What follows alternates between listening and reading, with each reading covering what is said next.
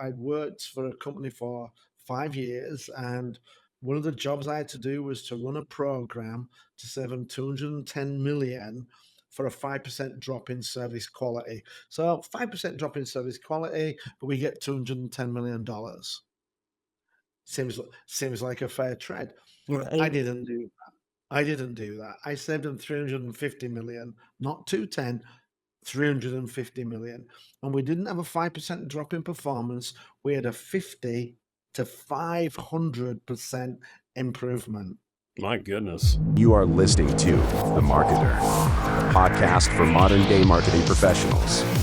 Gordon, thanks for joining me on the show today. Really appreciate having you on. I'm excited because you and I have known each other for a while now. You've been a great friend. We've actually done some podcasting together. Yeah. And today is my opportunity to get to share all of your insight that you have with the world that I know is extensive. So, one of the Thank you. reasons that I wanted to have you on the show Hmm. is, this is a podcast for people that are interested in marketing professionals that want real actionable strategies and things that work, Yeah. right? Hmm. And while you're not a marketing director or really in the field of marketing, you are one of the most prolific marketers I've ever met. And I just want to have a conversation around how you go about doing this Yeah. and share with people basically your strategies because you are one of the top 10 leadership thought uh, experts, if you would, in the world. I mean, you're recognized that you can, Yeah. if you Google uh, Gordon, you're going to find that out for yourself. I'm the only Gordon Tredgold in the world. That's right. So, but you're going to see all the lists that Gordon shows Yeah. up on and everything else. Now that didn't just happen.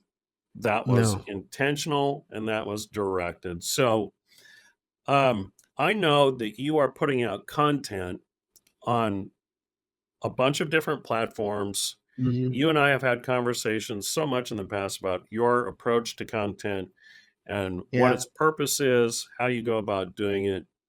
Hmm. So let's take a step back. Could you just kind of walk through when you decided you were going to start down this journey of becoming a thought Yeah. leader and leadership, which there are so many players in it, and the direction and the approach that you took and why content was so important for you?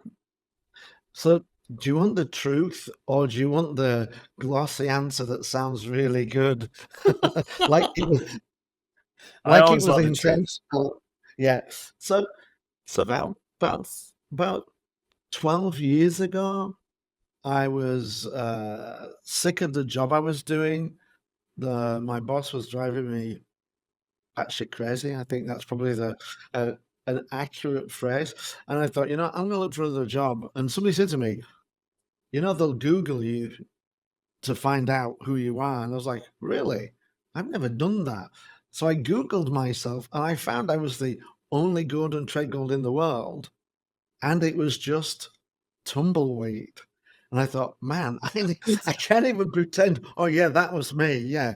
Yeah. I was the starting center for the Boston Celtics. I was the bassist in the Grateful Dead. If they're called Gordon Tredgold, I'm going to claim it. There was nobody I could even pretend to be. So I thought, you know what? I need to fill this with stuff. And at the time, I'd always had this desire, like a lot of people, to write a book. Wanted to write a book on leadership, and I thought that would be good for me, because I was a senior vice president in IT, and got to have good leadership. So if I wrote leadership articles and people Googled me and they found that might help. So that was one of the reasons why I started doing it, and then why leadership, and that was because I'd worked for a company for 5 years, and one of the jobs I had to do was to run a program to save them 210 million for a 5% drop in service quality. So 5% drop in service quality, but we get $210 million. Seems like a fair trade. I Right. didn't do I didn't do that. I saved them 350 million, not 210, 350 million. And we didn't have a 5% drop in performance. We had a 50 to 500% improvement. My goodness. And I had 8 peers, all at the same level as me. We had a $350 million budget. I owned 300 million of it. We had 1,200 staff. I managed 1,000 of them. And my boss, for 3 years in a row, ranked me out of the 8 people 8th. And I'm like, how does that work? Tell me how that works. 210 to 350 million. I mean, just break it down for me. And this was a German company, and they said it's your leadership. Your leadership just sucks. Seriously. I was like, how did I get the results I got? And they went, you know what? We have no clue. And I said, well, and he said to me, Okay, don't hold say on, hold on, leadership. hold on, hold on. Don't They say said it's your leadership. leadership, and you said, "How did I get the results that I got then?" And they said, "We No, have they no said your clue." leader. That's right. They said your leadership sucks. I said, how do I get the results? They said, we don't know. And I said, it's my leadership. And he went, no, it's not. And I came out of that meeting thinking, fuck you. I don't know if we could swear on the podcast. If not, just bleep that Well, out. you just But that was you just did. So we're yeah. But that was my answer to it. And I came out and I thought, right, I'm leaving. We'll have to Google you. And I thought, you know what? I'm going to become one of the top leadership experts in the world. I'm going to show you. So I had those two things. I wanted a job. I needed to replace the tumbleweed on Google around the only Gordon Tredgold there was. And I went down that path of, wanting to be a leadership expert. And, everybody said to me, no chance. Highly competitive. Nobody has heard of you. You won't even make a dent in that space at all. And I listen to that advice and I refer you to my previous answer, and I tell people, and I'm going to give it a shot. So what I did was, I thought, right, what is it? What is it? Stand. And I've never done marketing, but I'm fairly smart when it comes to some of the stuff that we do. And I thought, who's my target audience?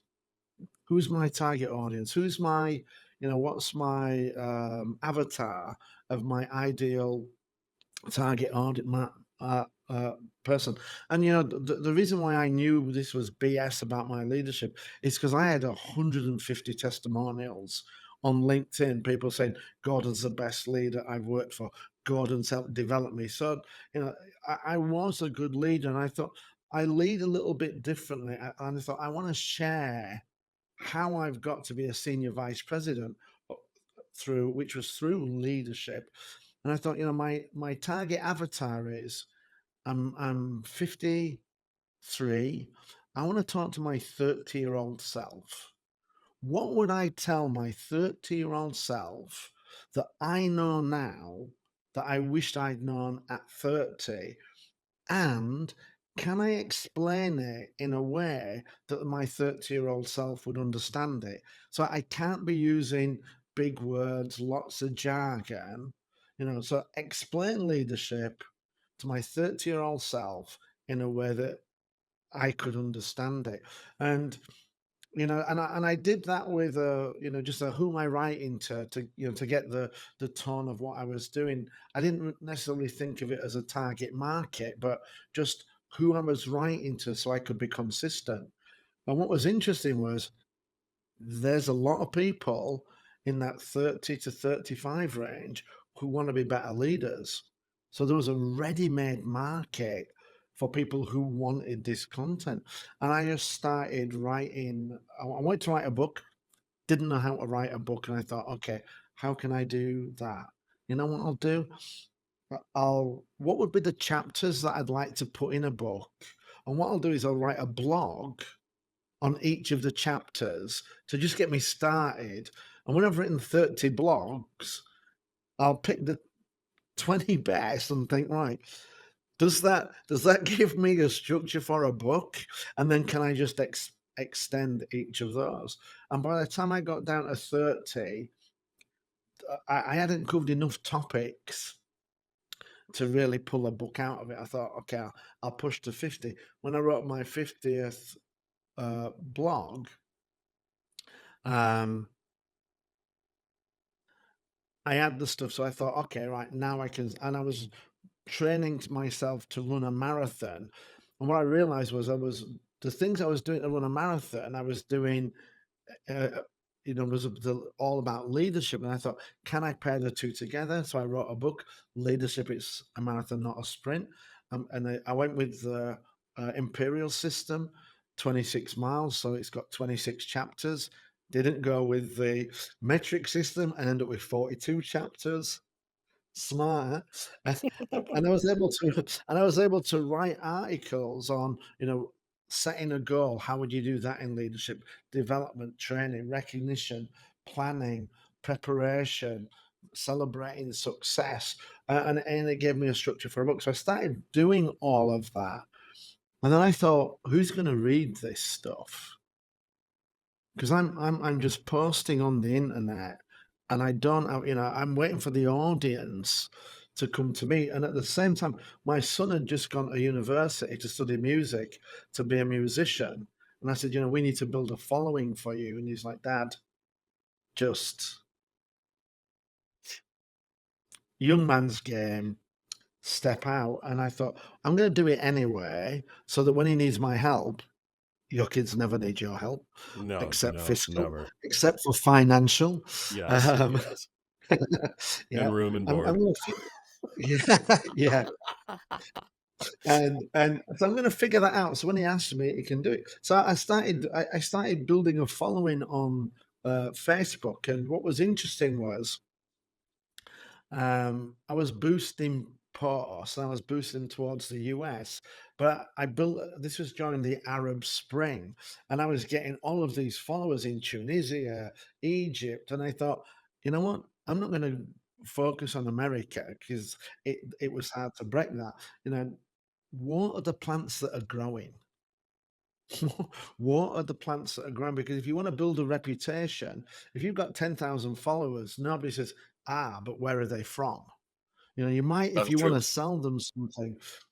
So I started doing that, and then I thought, I've got this content, I've got the followers. Why don't I start pitching the content to the followers? So I started, posting the blogs on Facebook, and then I started building a following on Twitter, and I was posting the blogs on Twitter, and I just created and I started using a tool, one of my favorite tools, Social Jukebox. I took all of the blogs, I put them in, and then boom, I started banging those blogs out to that audience. And because I'm putting it in front of people, I started getting views. The views started to elevate my um, reputation. For me, there's it's about authority, and the first part of authority is author. So that's the stuff I'm writing, and it's about visibility. And if you've got authority and visibility, that's what's going to build your brand. And I started doing that, and by the end of the first year, I was in the top 50 leadership blogs By the end of to the first follow. year. End of the first year. In fact, I think it might have been 6 months, and I didn't know Wow. that. Somebody came to me and said, "Oh, by the way, you're on top 50 leadership blogs to follow. You're in at number 50." And the guy just wrote, he doesn't have the following. He's not your standard John Maxwell, Ken Blanchard, Robin. I forget what his name is now. Leadership, but I really like his content. It's really useful, and if you wanna learn about leadership, start to follow him. And then I just started growing from there, and I was writing a blog a day, and I came up with this formula for blogs because people said to me, Okay. "Oh, Okay. I want to go stop on." you there. because I have to go back to a couple of things that you've said because I think it's Yeah. so primary important. I think a lot of people are listening to this and they're going to be like, "What the heck? How uh, top 10, how does the 10,000 followers in a year, how does this happen?" Because so many people can't have I a hard was at time. 150,000 followers at the end of the first year 150 on on Fa- on which platform? Facebook. Facebook. On Facebook. Okay, so all right, And so we about got to 50,000 on Twitter. okay, so we've got to dig into this a little bit, Yeah. because I know people are going to be like, "Oh, boy, that's all bot driven. You had to pay for it." Well, and I know it wasn't. So number I one, I did I think. did boost I did boost some articles to put it in front of people, Well, sure, but yeah. yeah, but if you get that visibility and people like it, then they're gonna say, I wanna read more of this. So, Well, my content met my market's need. well, exactly, and that's where I was going to start. I think that for me, what I heard, one of the most important things you said right out of the gate was my Mhm. approach was, when you're thinking about your target market, who's this going to be? You started with yourself and you Yeah, said, I want to speak to my 30-year-old self. And yeah, how would my 30-year-old self receive the teaching that I'm going to give them? I've got to yeah. simplify it. I've got to make it Mhm, digestible. I've got to make it mhm. something that my 30-year-old self I'm would gonna make it short. yes, and would want. So then you went from I think that's brilliant, number one, because that means you're creating content that most people will want to read. And Number I'm two, writing it, and I've defined my voice now. yes, yes, exactly. Number two, you told what I heard in there as well was you were extremely consistent and probably prolific in Uh-huh. the amount Every of day, content that you were writing every day, every every day, single day, Monday through every Sunday. single. Yep. I've written I've written I wrote I think I'm at 2,500 blogs now. And I don't write as much as I used to. In fact, I can't remember the last time. And once you've written 2,500, you don't need to be creating more content. You've got enough content Oh, swirling around there. And without question. there's always another 30-year-old that can read that article. I don't need to read a new article. I just need to find a new 30-year-old. Yes, exactly. So you wrote 2,000 some odd over 2,000 Yeah, articles. You wrote daily. How long are we talking about? Are we talking about like 200 word 2,000 articles? days. 2,000 word articles.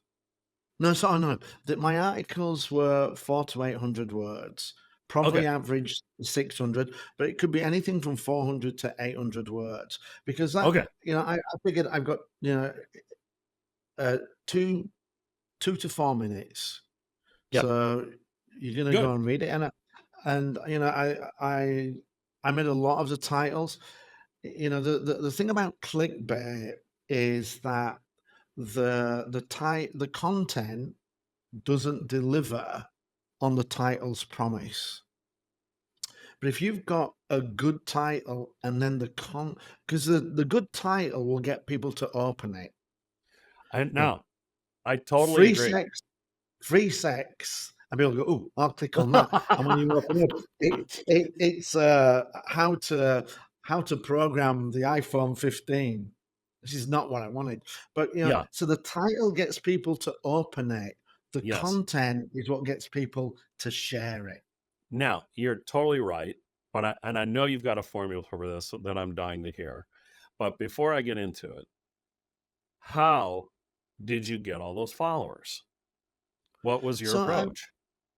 so on Facebook, um, I would boost some posts. I would just say, "Yep, put that in front of more people." And at that time, uh, and I was managing a global team, so I had a lot of uh, people that worked for me, and they liked what I did. The people that worked for me thought I was a great leader. My boss thought I was a terrible leader because he didn't want to lead like I did. He Yeah. wanted me to, he liked the command and control because it's easy to do. I just said, do it, and magically it gets done. Yeah, in your dreams, it's a lot.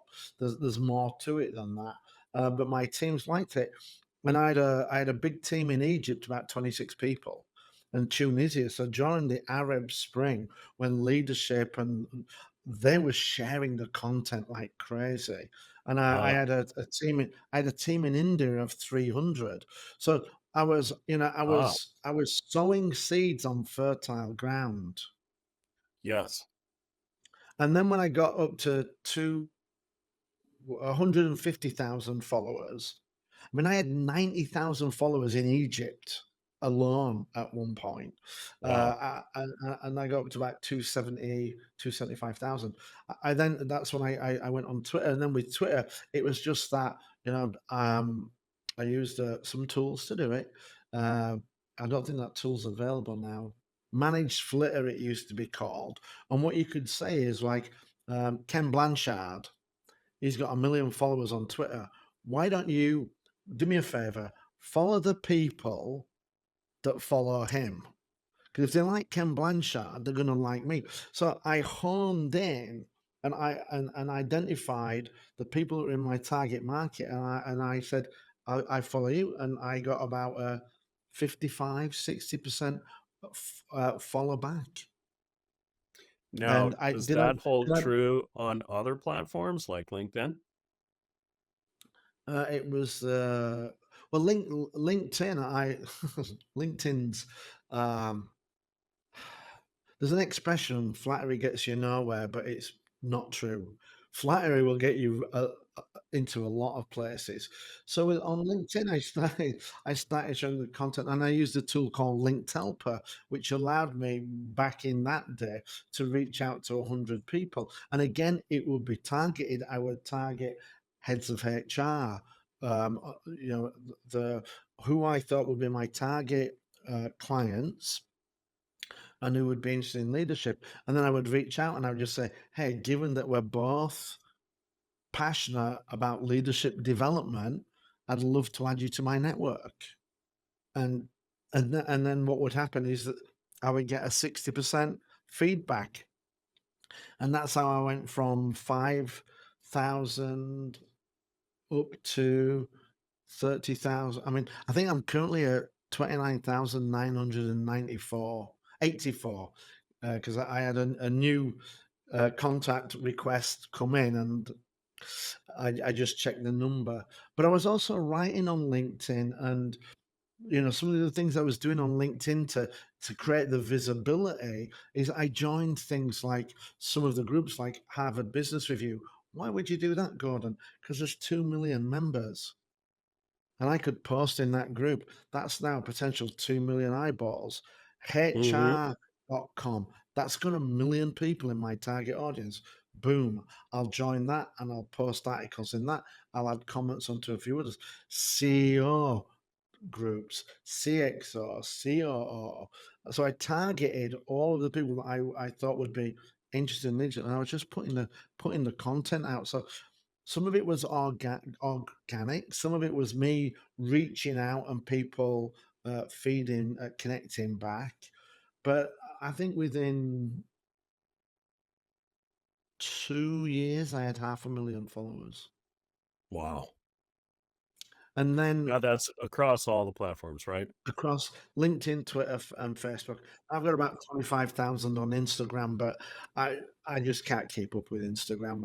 You know, Yeah, Yeah, it's hard. it's great. It's great, but it's not where my target market is. Yeah. And with Twitter more so, but with Twitter at that point as well, I was using this tool, Social Jukebox, and because I've written now like 50 articles, I could put the articles in. I was uh, mixing and matching content, leadership quotes. It was really funny. I was collecting leadership quotes, and I thought, why don't you just write your own? Yeah. So I started writing down what I thought on, and would put it into the mix. And at the end of that second year, um, I was gonna I was going to. It was actually it was just before the World Cup in Soccer World Cup in Brazil, and my speaking coach called me and he said, "You'll never guess what's happened." I was like, "I don't know what." He said, "You've been selected." I was like, "For the England football team in Brazil?" And he said, "No, but this is probably harder to get into. You're in the Inc. magazine top 100 leadership experts in the world." Wow. I was number 90. Bill Gates was 87. Wow. And what was also good was on that list, there was a lot of dead people. So people like Andrew Carnegie, sorry, Dale Carnegie, you know, deemed a leadership expert because of how to win friends and influence people. Yeah, he's dead. So of the living leadership experts, I'm now up to 89. And Stephen Covey, yep, I'm now up to Yeah. 88. But that, put me into some, and people would come up to me and say, that can't be true. And I was like, check Inc. magazine. Yeah. This is not I didn't even know somebody came and told me about that. And then with all of that, the blog, so I created this, and I started being on more top 50 blogs to watch, top 10 leadership blogs. I started getting more of these things, and then I would share that as part of the content, because then people would see that and think, oh, maybe he does know what he's talking about. I'll go and read his stuff. And I was telling you, I've got a formula for writing content, because once you get to about 50 blogs, you know, now it gets to be a little bit of a head scratcher. And I came up with it. So as a mathematician, one of my strong points is pattern recognition. So I'm always looking at stuff and how I can break it down. And I came up with this formula for blogs, which is medium, concept, context. And basically what that means is, for the medium, video, audio, written. So if you record a video, you could say exactly the same content. That's, you write it, you record it, you video it. Same thing, that's 3 pieces of content. And different people want to listen, read, and watch. So now, my 50 is at 150. And then the context concept, it's basically about the idea, the principle you want to share, and the example. And there's a limited number of principles. And everybody tries to write a new principle. Good luck with that. Good luck with that. Whereas with the examples and the context of what you're writing, if you can explain that principle using an example, there's probably an unlimited number of examples you can find. So don't be looking, understand what your concepts, the ideas, the principles you want to share, what they are, and then just keep finding different examples of how to share it. So I'll give you a great example of this, and it allows you to create unique content to some extent, and that is. I read an article about Marilyn Monroe. I always tell this story. I read an article about Marilyn Monroe, who was good friends with um, Ella Fitzgerald, and Ella Fitzgerald couldn't break into the biggest clubs. She was kind of like second tier, Division Two performer. And Marilyn Monroe, so I don't believe this. And what she did was she called the biggest club in LA, and she said, "Look, I want you to book Marilyn Monroe. So I want you to book Ella Fitzgerald for an entire week. If you do that, I will come and sit on the front row every night, and I'll make sure the press is there to boost your club." They did that. Ella Fitzgerald never looked back. She only ever played, big clubs or the smaller ones where she wanted to play. And the leadership article I wrote was 3 leadership lessons from Marilyn Monroe. Number 1, nurture the talent that you see. So she saw Ella Fitzgerald was great. I'm going to nurture and help her grow. Leverage your network. She knew the owner of the club. She called him up, created the opportunity. And the third was make a commitment, meet a commitment. She went every night and brought the press with her.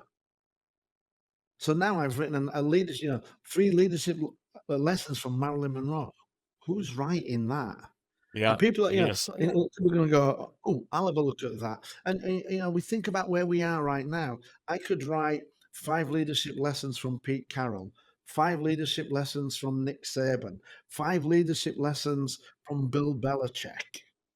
Yeah. And not only could I probably write the exact same leadership Oh, yeah. lessons, Totally. maybe tweak it a little bit, it's going to be trending. Yeah. Totally. So I'm not creating a trend, I'm riding the wave. Exactly. That's brilliant. So I started, and once I got to that level, and then I started reaching out. So I thought I can continue to grow my platform, my audience, which I clearly shown capability. And I thought, why don't I just use other people's audience? And I thought, okay,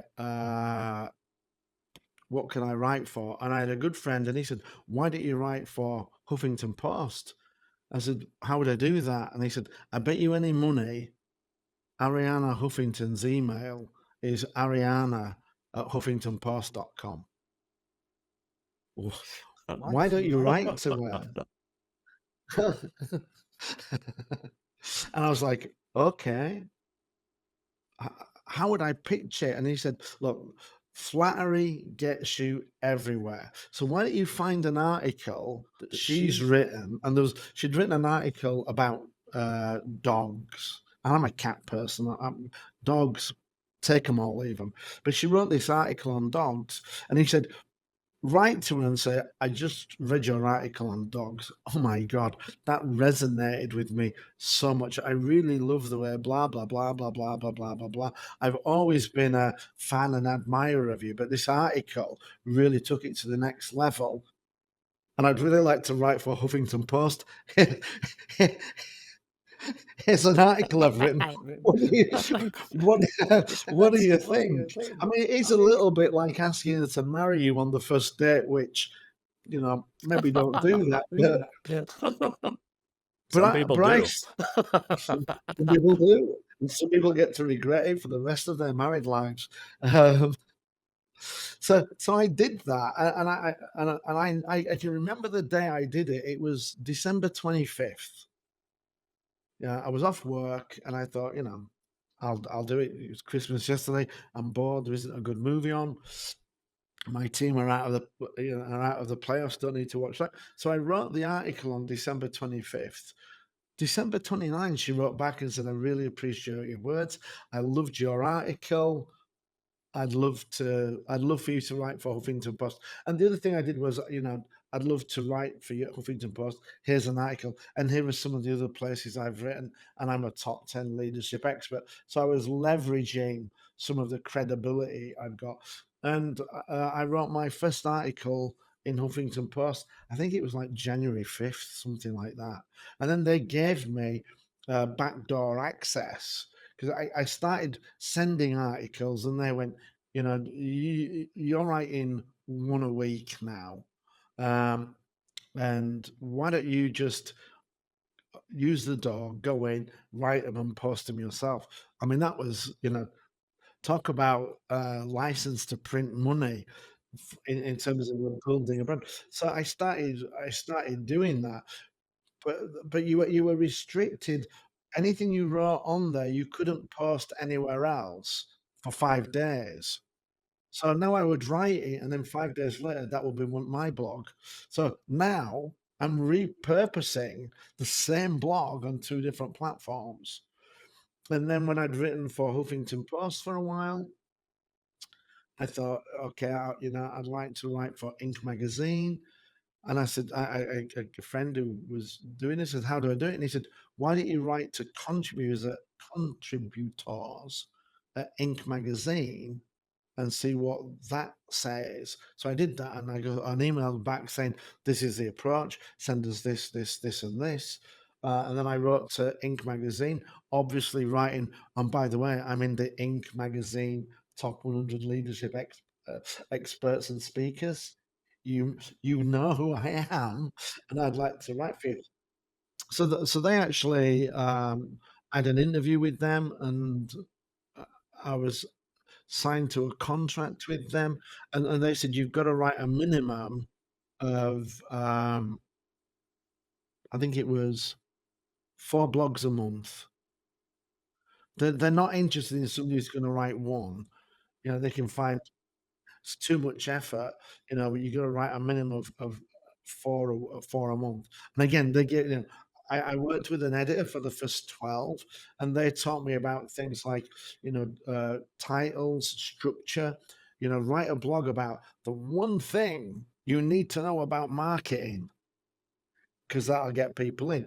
And then the one thing people forget about marketing. Do you know what that one thing people forget is? That one thing you needed to know. So it's now the same blog, but with a different title. One thing, if I could only tell marketers one thing, this is what I tell them. It's the same article, just it's the same principle. Oh man, I love it. The one thing that makes marketers successful, it's the same thing. But yeah, but yeah, it's a different blog. The examples you use, the structure, the you know, the message you portray, the overall. You need to know this. People forget this. Top people do that. So you know that taught me a Gordon, lot. I'm going to put a pin in this, and I'm going to bring you back again, because I know that for those who have been hanging and listening this long, you understand what a genius Gordon truly is. So much so, it's worth another episode, right? Yeah, so absolutely. if you are game, I want to bring you back again, and I'm going to make Sure. this a 2-part series. How about that? Cool.